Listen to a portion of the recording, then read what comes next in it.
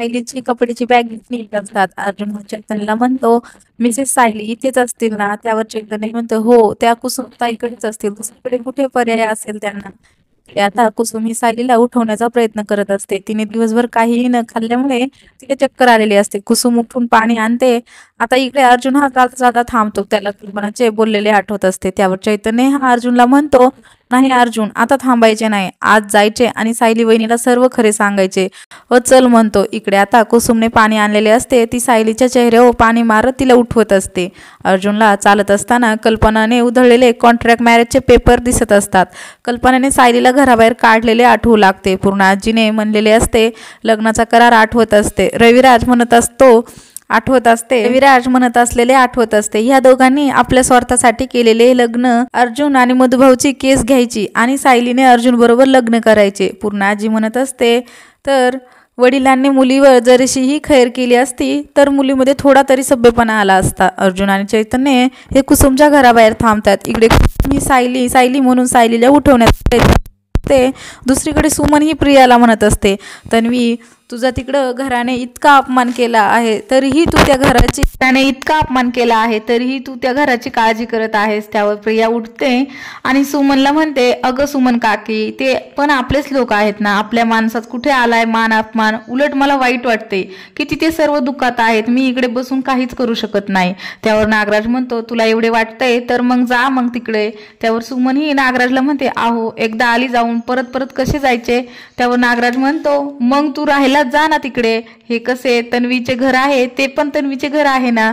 पुन्हा प्रतिमाला म्हणतो, काय वहिनी, तुला कशी वाटते आयडिया. त्यावर प्रतिमा म्हणते, तन्वी, तू बाबांना फोन करून एकदा त्यांच्याशी फोनवरून बोलून घे. ते जर हो म्हणाले तर तू जा. नागराज हा प्रतिमाला म्हणतो, नाही वहिनी, दादाला विचारायची गरज नाही. दादा नाही म्हणणारच नाही. उलट त्यांना आनंद वाटेल. आपल्यापैकी कोणीतरी तिथे सुभेदारांकडे पूर्ण आजीची काळजी घ्यायला कोणीतरी आहे. प्रतिमा होकार करते. त्यावर प्रिया म्हणते, म्हणजे मी जाऊ आई.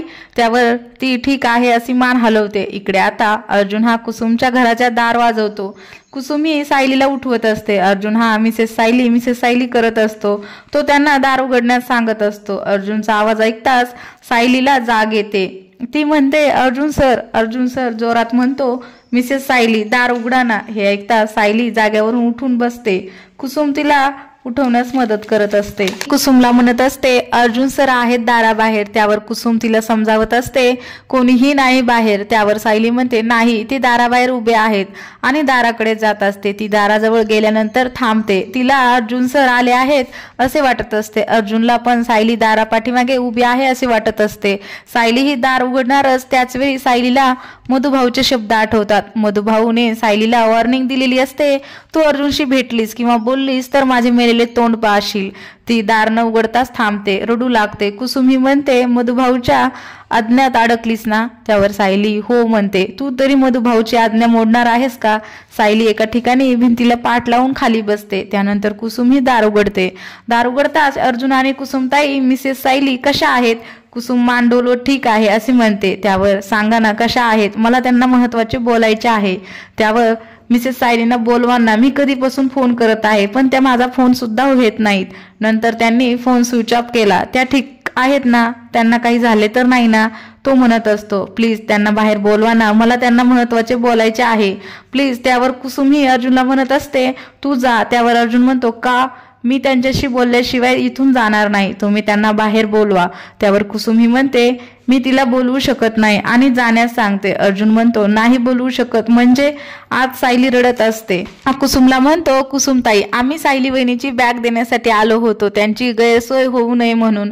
अर्जुन हा रूम मध्ये आत इकडे तिकडे पाहत असतो. त्यावेळी सायली ही अर्जुनला दाराच्या पाठीमागे रडताना दिसते. तो मनोमन थोडा खुश होतो, परंतु नंतर त्याचे लक्ष हे सायलीच्या गळ्याकडे जाते. तो म्हणतो, मिसेस सायली ह्या आतच आहेत ना, सांगा ना त्यांना बाहेर येण्यास. तो रिक्वेस्ट करत असतो. त्यावर कुसुम म्हणते, हे बघा, मधुभाऊ नाहीत म्हणून मला दार तरी उघडता आलंय. तुम्हाला अंदाजा सुद्धा नाही ते किती चिडले आहे. ते ते येण्याआधी त्यांना जाण्यास सांगत असते, त्यांना काही गोष्टींचा त्रास व्हायला नको। त्यावर अर्जुन हा कुसुमला म्हणतो, कुसुमताई, मला सगळ्यांचा त्रास कमी करण्यासाठीच मिसेस सायलीला भेटायचे आहे, त्यांना बोलायचे आहे। मला अनेक घरामध्ये जाण्यास प्रयत्न करतो। त्यावेळी मधुभाऊचा आवाज येतो, ते थांबण्यास सांगतात। ते अर्जुन जवळ येतात आणि त्याला मागे ओढतात आणि त्याला पाऊल माघारी घेण्यास सांगतात। ते अर्जुनला म्हणतात, तू माझ्या लेकीचे आयुष्य उद्ध्वस्त केले आहेस, बाहेर समाजामध्ये तोंड दाखवायला जागा ठेवली नाही, एवढा निर्लज्जपणा कुठून आणता? त्यावर अर्जुन मधुभाऊला म्हणतो, नाही मधुभाऊ, मी मिसेस सायली यांचे आयुष्य उद्ध्वस्त केले नाही, मी तुम्हाला सुरुवातीपासून सगळे सांगतो। त्यावर मधुभाऊ अर्जुनला म्हणतात, काहीही गरज नाही, मी सुभेदार नाही म्हणून मी तुम्हाला हाताला धरून बाहेर फरफटत नेले नाही, कोणाचाही अपमान करत नाही, तू जसा आला तसा माघारी जाण्यास सांगतात। अर्जुन म्हणतो, तुम्ही हवे तर माझ्यावर चिडा, पण मी माझ्या बायकोला भेटल्याशिवाय जाणार नाही। त्यावर मधुभाऊ म्हणते, अरे वा, माझ्याशी पण उद्धटपणा करतोय, जसा प्रेमाचा दिखावा तसा माझ्याबद्दलचा आदर हे नाटक होते का? अर्जुन काही बोलणारच तेवढ्या चैतन्य अर्जुनला थांबवतो। तो म्हणतो, आपण सायली वहिनींची बॅग देऊन निघूयात। परंतु अर्जुन म्हणतो, नाही, मी मिसेस सायलीला भेटल्याशिवाय जाणार नाही। त्यावर कुसुम ही समोर येते आणि अर्जुनला म्हणते, हे बघा, शब्दाने शब्द वाढतात, मी तुमच्या पुढे हात जोडते, त्यांना जाण्यास सांगते। चैतन्य पण अर्जुनला म्हणतो, तुझ्या या हट्टामुळे सायली वहिनींना त्रास होईल, त्याला जाण्यास सांगतो। त्यावर अर्जुन हा ठीक आहे, निघूया आपण। जाता जाता मधुभाऊला म्हणतो, मी रिक्वेस्ट घेऊन सांगतो तुम्हाला, आज नाही तर उद्या मी मिसेस सायलीला भेटणारच, मी त्यांच्याशी बोलणारच, तुम्ही प्रत्येक वेळी मला अडवणार नाही आणि सायलीला आवाज देऊ लागतो, मी पुन्हा येईल तुम्हाला भेटायला।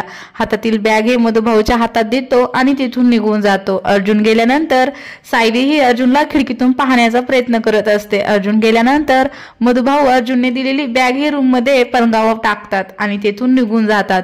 इकडे अर्जुन आणि चैतन्य येतात। चैतन्य म्हणतो, आपल्याला माहित होते असे घडणारच आहे। त्यावर अर्जुन हा चैतन्यला म्हणतो, मी मिसेस सायलीला भेटणारच, मी जेव्हा तिकडे बघत होतो त्यावेळी मिसेस सायली मला 2-3 सेकंदासाठी दिसल्या, त्या किचन मध्ये उभ्या होत्या। त्यावर चैतन्य म्हणतो, अरे वा, ही तर चांगली गोष्ट आहे ना मग। तर असेच मालिकेचे नवीन भाग बघण्यासाठी आपल्या चॅनलला सबस्क्राईब करा आणि व्हिडिओ आवडला असेल तर लाईक करा।